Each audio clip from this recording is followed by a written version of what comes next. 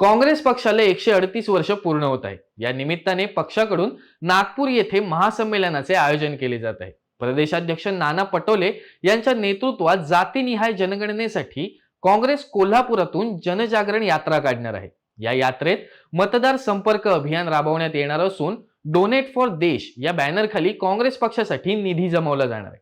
या निमित्त लातूरमध्ये आयोजित पत्रकार परिषदेत डोनेट फॉर देश या बॅनरवर पत्रकारांनी आक्षेप नोंदवला असता आम्ही वरिष्ठांना याबाबत कळवू असे पदाधिकाऱ्यांनी सांगितले.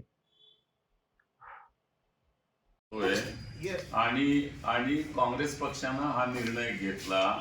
काँग्रेस पक्षाचा हा प्रकल्प आहे आणि त्याला आपण मराठीमध्ये लोकनिधी अभियान असे आपण म्हणू आणि ते तसंच आहे. तर काँग्रेस पक्षानं घेतलेला हा प्रकल्प पक्षासाठी घेतलेला आहे.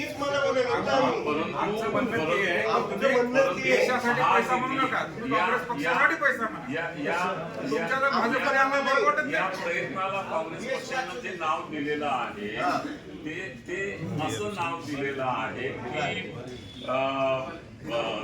की हे तुम्ही जे म्हणताय ना ते तुमचं बरोबर आहे, पण त्यात शब्दात बदल करायचा. आम्ही वरिष्ठ नेत्यालाही तुमची सूचना सांगू.